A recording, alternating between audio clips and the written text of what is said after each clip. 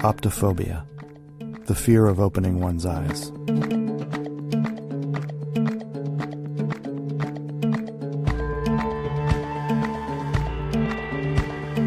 This podcast is dedicated to encouraging you, our listeners, to move beyond that fear, to solve riddles they don't want us to unriddle, to investigate supposedly ironclad truths, to unearth evidence buried for so long they believed it would stay buried.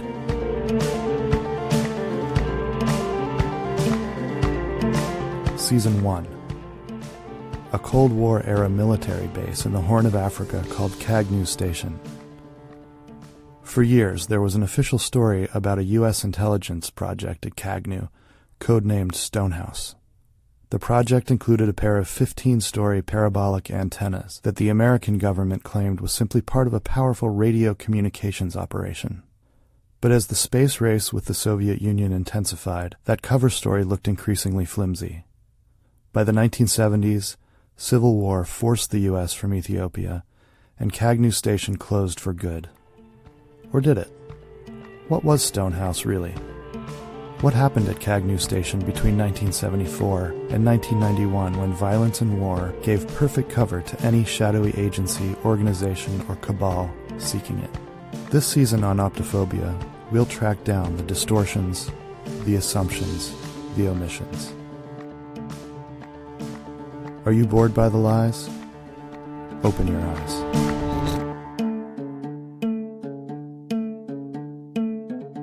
Hi, everybody. I'm your host, Marshall Erickson. Think about a day in your life and then estimate how many of the tools that you use in that day are electronic.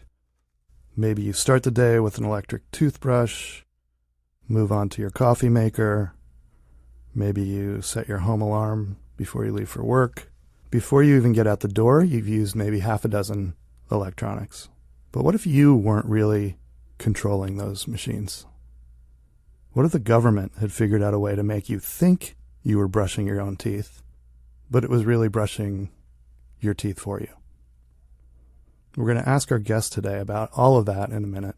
But first, I mentioned last week that I was going to do some digging into this new theory from an Optophobia listener that the Stonehouse antennas were built to disturb the ionosphere, the part of the Earth's atmosphere that reflects radio waves, and then measure that disturbance. I was curious why the U.S. Army Security Agency in the 1960s would want to measure disturbances in the ionosphere. So I went to the National Archives in Maryland and found a declassified document that suggests, I won't say proves, but that suggests that this has something to do with the Polaris SLBM program, which is the submarine-launched ballistic missiles that were prevalent in the Cold War in the Indian Ocean. I have no idea how disturbing the ionosphere helps with submarine communications, but I'll go back to the archives this week to see if I can find anything more. If any optophobes have tips or Stonehouse research suggestions along those lines, please send us a note. I am here with my regular co-host, Hassan Gray, a sales analyst for Fios by Verizon. Fios by Horizon. Verizon. Yeah. You got to get that right. They'll come after me. Verizon. Yeah. It's not hard to say. I don't know why I'm struggling. Verizon Fios. Verizon. Yeah. For listeners who've never heard of Verizon Fios, it's a bundled internet access. Yeah. Television service that operates over fiber optic communications. That's right. It's light speed, and it's also light. 5 million customers. You have 5 million customers. Well, yeah. What's your data? In 9 states. Yeah, 5 million customers in 9 states. That's a lot. Yeah, it's a lot. We're also branching out, trying to get 10 states. Our goal, I think, by the end of the year is 1 state a month. So that's why we're trying to grow 1 state a month. Do you know what state is next on the... Yes, I do. We are going after Oklahoma. Not many people there actually have access to high-speed internet. And so this would be like if you brought someone from, say, like Canada into the U.S., holy crap. Now they're like, oh, this is the future. because in Canada they don't really they have all old stuff in Canada. Yeah. So if you bring someone from Canada to the future, that's what we're doing. Oklahoma is now going to be brought into the future, and now they're going to understand what the rest of the world sees. They don't have to rely on their twist tube TV boxes that they got over there. When you guys expand to a new state, what does that do for your podcast? Not My Problem by a Does song. that mean you can expand into, or how does that work? Do you get more listeners in Oklahoma? When it comes to Verizon Fios expanding to a new state and getting millions of more customers, it has had so far no impact to my podcast whatsoever.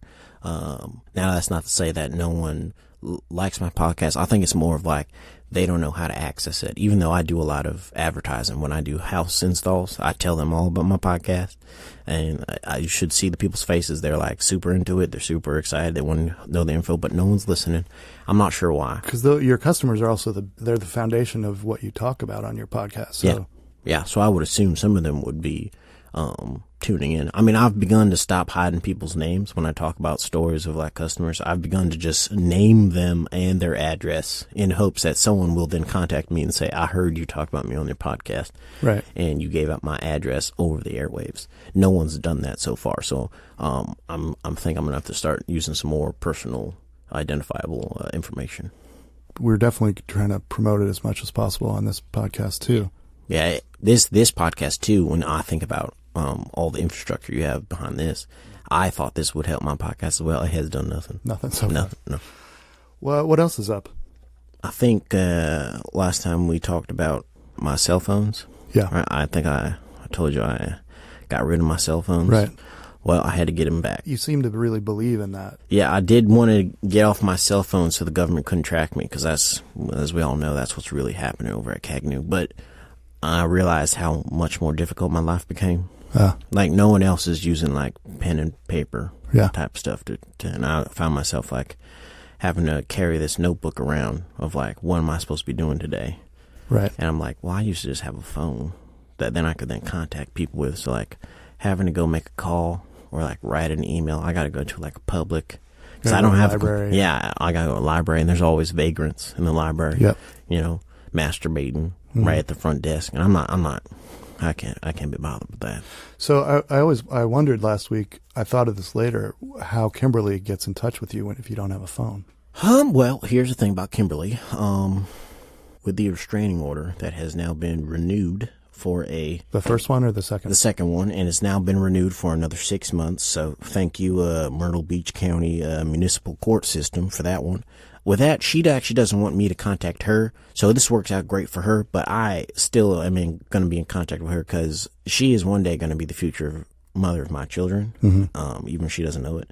So I don't care about court order and all that stuff. Right. I'm trading off. The government knows where I am, right? But now I know where Kimberly is. Perfect. I'm essentially doing a bit of Big Brother myself, but mine's done out of love. Right. The government's definitely not doing that out of love. No, not at all. They're not trying to protect anyone. Well, as always, if you're new to the CAGNU Station story and you want some of the background, you can listen to our first episode or go to optophobia.org for context. Unfortunately, the guest that we had scheduled for this week, Chaz Skropter, who works in the fuel yard at an Abyssinia, Pennsylvania power plant, had to cancel. As we mentioned last week, Chaz argues that the Stonehouse antennas were built in 1965 to clone Winston Churchill and Stan Laurel, who had somewhat suspiciously, I think, both just fallen into stroke-induced comas that year. So Chaz has a regular YouTube show where he gets into the very nitty-gritty details about that story, and apparently when Google found out that we had scheduled him as a guest, they threatened to cancel his contract.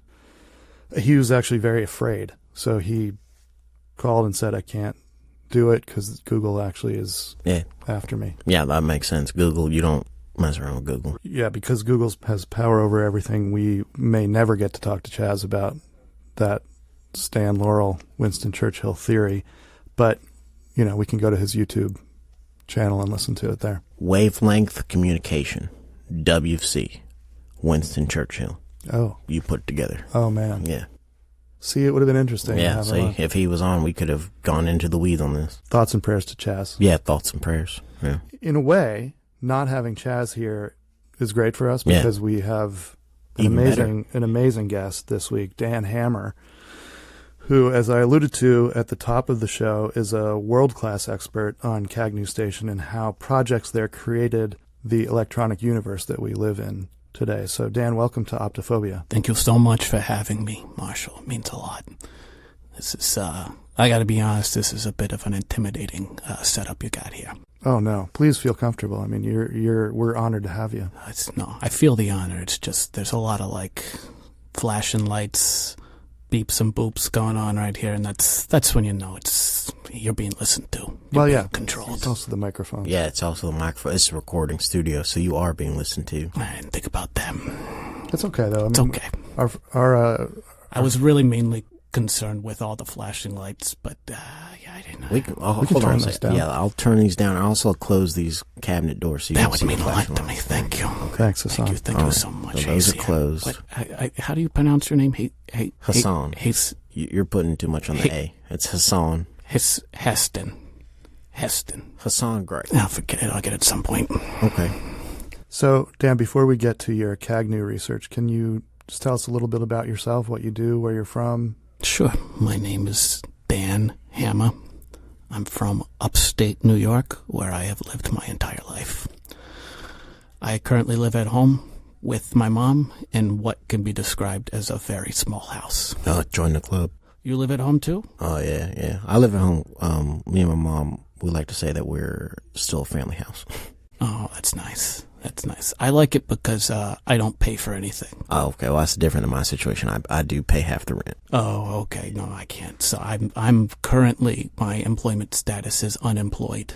Oh, okay. Yeah, I'm what you call an unemployed actor. I've worked a couple of different. You're an actor. You're an actor. Yeah. Well, I'd like to be an actor. I think. So right now you're just a person then. I guess when you really break it down, if an actor is not working, he's just playing the part of himself, which is a person. So yeah, I guess that's right. Which, I mean, if you think about actors, that's the one role they don't want to play. Right? The part of yourself. Because it's the most terrifying. Yeah. Sometimes that's why they become an actor. Yeah, because they're terrified of just looking themselves in the mirror. Yeah, I don't have any mirrors in my house for that reason. Yeah, that makes sense. Dan, was there a moment in your life when you realized that you wanted to act? Do you remember something in your childhood or a movie you saw or a play or anything like that? Probably when I saw the movie Home Alone, and I watched that movie and I said, I could do that. That doesn't look that hard. Which part in particular were you? The part where he's looking at the mirror and he's screaming at himself. Like, I was like, well, I could just do that. That seemed pretty easy, right? Yeah. I do that every day. Yeah. And, I was a child at the time. And I was like, I could, move out of the way, Macaulay Culkin, sign me up for Home Alone 7 or whatever it is. Yeah. I could do it. But they got a lot of McCulkins or whatever they are, so they just bang them out. That's a dime a dozen. But anyway, I was like, this seems pretty easy. So, my mom got me signed up with a local community theater. I got some parts there, doing like some Dickinson stuff like that. Huh. I'm surprised that community theater didn't lead to more. Yeah, I've only been involved in one community theater, and I have to say, no one has succeeded outside the theater. They all pretty much stay involved in the theater and get other jobs. Yeah, in the theater. Or, around the community, too. They get jobs there. And it sounds like that's kind of the role of a community theater. It's sort of like a little family. You'd switch roles. I wish someone had told me that. Yeah. Part of the role of being in a theater is, you do different kind of roles, not just acting-wise. You do tech work. You do directing. And I got to the point where I was doing a lot of casting, too, which was working pretty well for me. Because then you probably put yourself in some of the shows. That's right. That's exactly right. I thought so. Because I could cast myself in my own shows. So no one can say no to you then. Yeah, that was the easiest way to get cast, is to cast and put up your own shows. You have to talk to me. I put up my own podcast, so no one can tell me to be quiet. I'm now the ringleader of my own podcast. No one's listening, but I'm running the show. What's the name of that podcast, Hestian? No, it's a song. And the name of the podcast is Not My Problem. Not My Problem. It's the Not My Problem podcast, where me and other Verizon Fios technicians talk about some of the customer calls we get about problems that aren't my problem. Okay. Yeah. Can I just go somewhere and listen to you do that? It's on Stitcher Premium. It's on regular Stitcher. It's on Apple iTunes. It's on the podcast app. You can find it anywhere you listen to a podcast. It's on YouTube. I don't know what those are. It's on SoundCloud. It's everywhere. I've saturated every audio platform you can think of. I've even emailed out MP3 files every week that a podcast comes out to the entire 5 million customer base. Wow. Yeah. That's crazy. You're using a lot of mechanisms that, to be honest, I would never touch at all because, they're monitored. Okay, so where are you living right now again? My mom's house. Yeah, but I'm saying where geographically is that located? Upstate New York. So you're in a prime state for acting. Why not venture out to the city? Not the part of the state I'm in. I know. That's what I'm saying. Why don't you try and relocate? Well, that's going to require to get in a car or any kind of mode of transportation to go down to New York City, which is like the tech capital of the world. Yeah, outside of Silicon Valley. Never heard of those places. Palo Alto? What is that? Is that a word? Palo Alto? Yeah, that's a word. That's like where sounds like a food. Facebook was started and stuff. It's just it's over. Everything's going. It's just imagine you were talking to a man who has lived inside a hole that has had a boulder in front of it for 20 years. Oh, that's like Jesus, but longer. Because Jesus died. And then 33. Yeah, he was put in a hole, and 3 days later they moved that boulder, and he was gone. Yeah. Which I would be too, because if I'm put in a hole, I'm scared of the dark. So I'm gonna start going in this tunnel. I'm gonna see, is there a way out on the other side? You give me 3 days, of course I'm gonna be gone. No one's gonna stay in there for 3 days. Let's take a quick break, and we'll come back with Dan and ask about his Cagnu research. We'll be right back.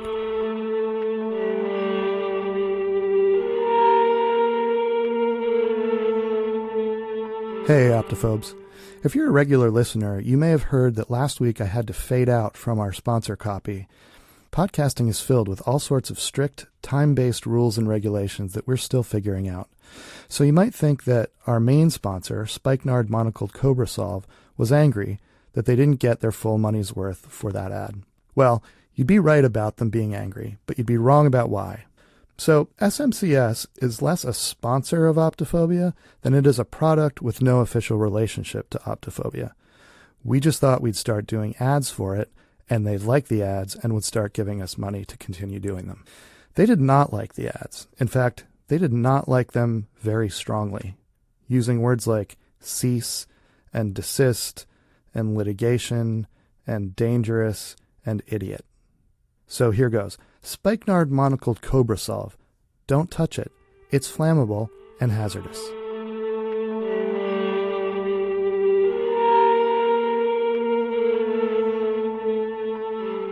Okay, we're back with Dan Hammer. So far we've talked a lot about your acting career.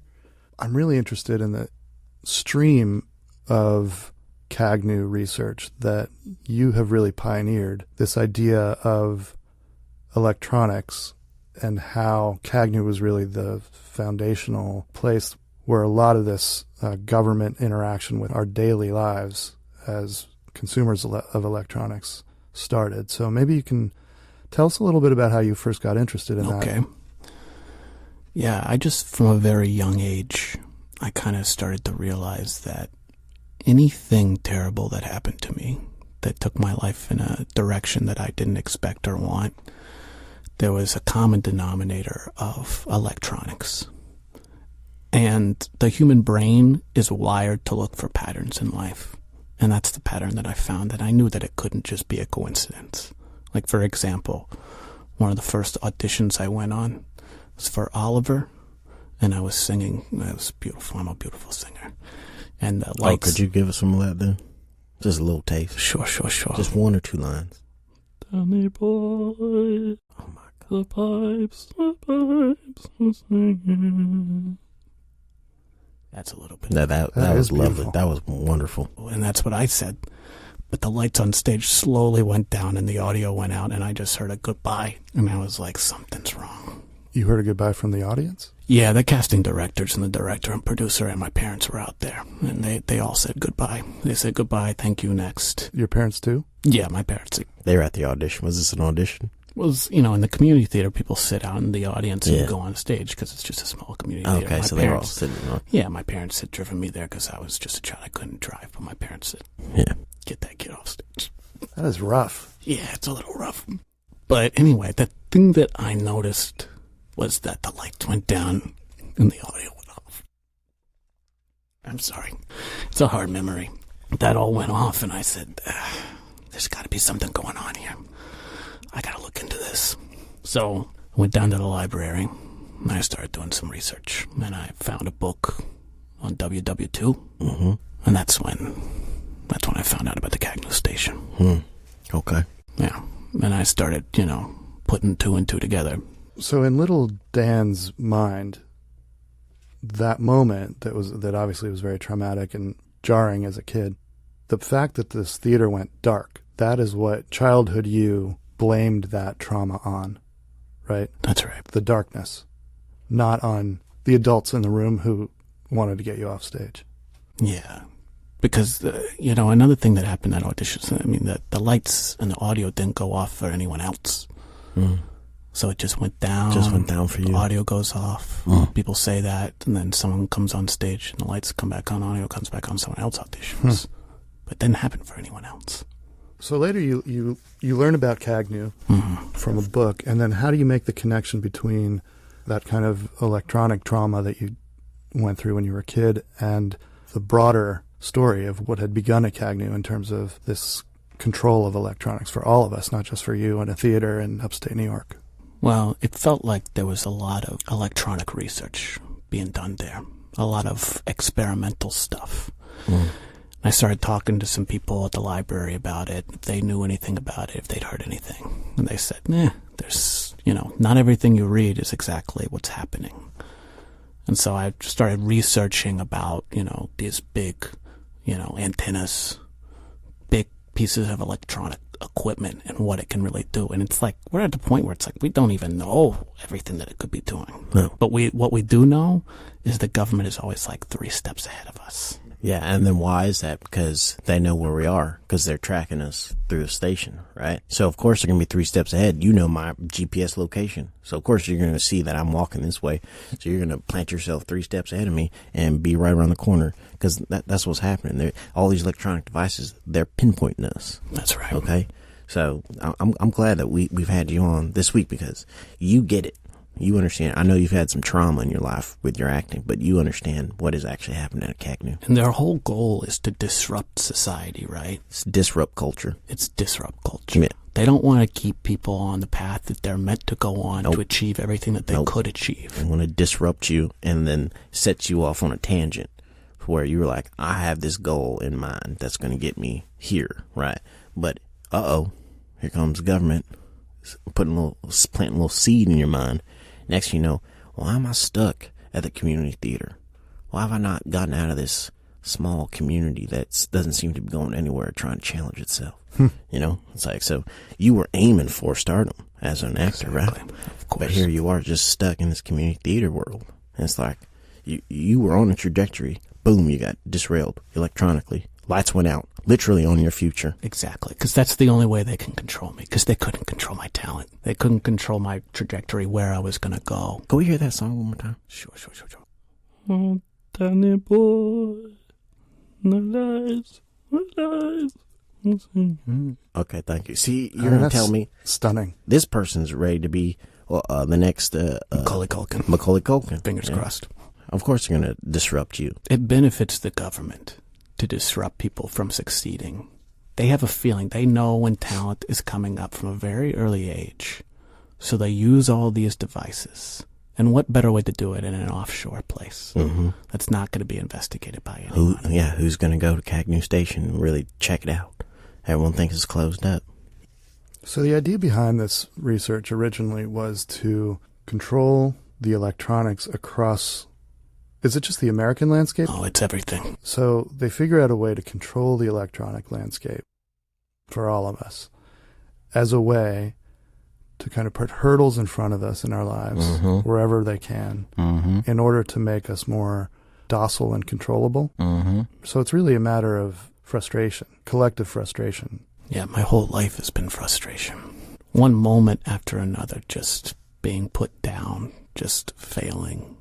And like I said, the pattern, the common denominator there is a failing electronic device. Can I ask you, so you talked about the play where your parents were there. Can you give us one that's more recent?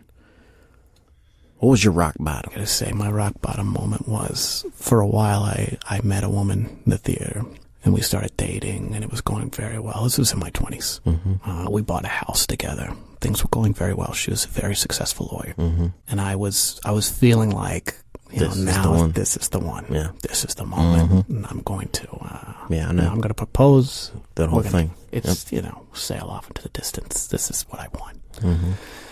And I come home from the theater one day, and the car is gone. And I go into the house.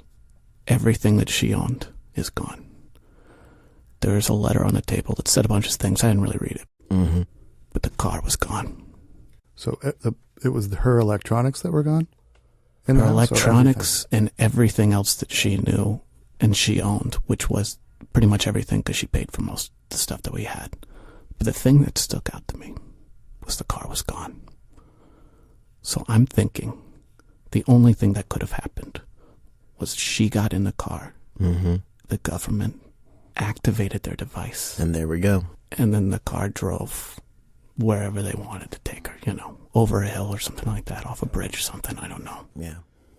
What, you said this was when you're 20s? Yeah, I was 22. Because you are 30, what right now? 37. 37. So I remember 11 years ago, there was a story of a woman who was found in the trunk of her car off a cliff in upstate New York. All the electronics that she owned were in the car with her. None of her possessions, they were actually found in a pile burned later, but she was found in the trunk of her car and had been driven off a cliff, and the license plate said DANYBY, Danny Boy. I remember that story, and the thing that I remember most about it now is that they never found the person who did that to her. Yeah. Right? No, that's never found it. I saw it on this other podcast I listened to called Last Podcast on the Left. They talked about the upstate trunk killer. Oh wow, that's a pretty cool name. They never caught this guy. The license plate said Danny Boy, and she was just covered in electronics. I mean, some of the electronics weren't even hers because there was toaster, which I guess is technically electronic. It's definitely an electronic, absolutely. Yeah, but I mean, it's not like an electronic you're thinking a tracking device. It's not a smart electronic. But the government can control that too. I mean, the amount of times I burned toast and there was no way that it was my fault. You don't have to tell me. I know that toasters are government controlled. You ever seen a commercial for a toaster? Nope. Why do you have one? They're just part of life. Part of what? How did that get into your brain? That you had to toast your bread? Who told you that? You've never seen a commercial for it? You've never had any reason to buy a toaster before. But we all own one. That's the government's working right there. Dan, what was your girlfriend's name? Her name was Tracy. You said that Tracy was a lawyer. Yeah, she was a very successful lawyer. Did she do any work for the government? Yeah, she did a couple of cases for the government. Whenever I would ask her about what she did specifically, what kind of law she practiced, she would just kind of rattle off some stuff about, I gotta work, in the government sector, I gotta protect some people, some important people. The name of the girl they found, they traced her dental records because her face was actually mangled. You ever take little strings out of a cassette player? Yeah. That's what her face looked like someone just pulled the strings out of a cassette player. Yeah, it's easy to do. Easy to pull those out of the cassette player. It's pretty. Her name was Tracy too. Like the woman that found. Is that right? Her name was Tracy, and she had her government ID, and a lot of her lawyer briefings and whatnot were in the car with her. So that's interesting. Dan, you never looked into this. It seems like the UTK killer is a convenient story, and this maybe had some more nefarious. To be honest, origin. Possibly. I didn't really make the connection until now, Mm-hmm. but I have kept all of the clippings that they've ever done on that particular killer and any related crime because I like seeing the name. Because I do the same thing. It makes me feel good. I do the same thing with things that I'm interested in. I keep all the clippings. Now, I used to keep it in a binder. I was like, I can't see all these clippings, so I put them up on a whole wall where I put them up with a little pin, push pin.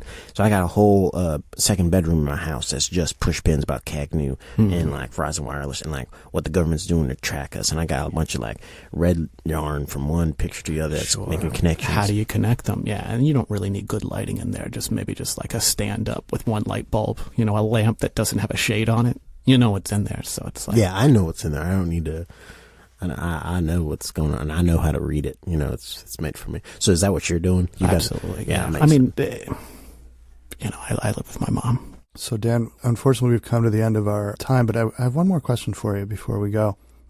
As somebody who's studied this specific piece of the CAGNU system, what's your gut feeling tell you about what the ultimate result of this kind of control over devices that emanated originally from CAGNU? I think it's going to end up with the status quo staying in place. Because usually what happens is talent, intelligent people, innovators, they rise to the top. But this device and the government is just constantly bringing it down. So I think what we'll see is just the same people, one after another, their children, their children's children, their children's children's children's children, running everything until one person rises to the top and slowly kills all of them one by one. Wow.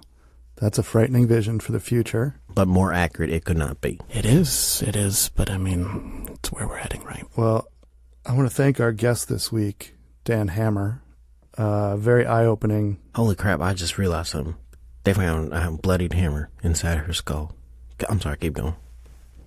That was one of that was one of the details in the crime. They found a hammer. You got to be very, very strong. You got to be very, very strong to do that. It's just something to keep in mind. Well, thank you to my co-host this week, Hassan Gray. He's the host of Not My Problem. You can find that anywhere? You can find it literally anywhere you might think of to listen to a podcast. Okay. Well, look for it because it's great. Every 2 weeks it's out. Next week we will be talking to Cheryl Chang. She's a butcher from Swink, Colorado, who believes Stonehouse was the very first artificial intelligence project. On her Tumblr, Cheryl has written that CAGNU station staff lost control of the Stonehouse project, and the two mammoth antennas began to talk to each other and plot against their creators. Possibly starting the civil war in Ethiopia that forced the eventual abandonment of CAGNU. So we'll hear about that. Thank you for listening to Optophobia. I'm Marshall Erickson, and I'll leave you with this. A man who does not travel is like the bow that knows not where the arrow lands. Dan, maybe you can sing us out today. Absolutely. Thank you so much, Marshall. Hastian, it's been a real pleasure. Hassan. Oh, tiny boy, alas, alas.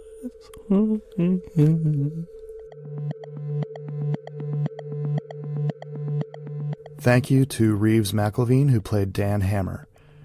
Reeves performs with his improv teams Nixon and Colossus at various improv theaters in Washington, D.C.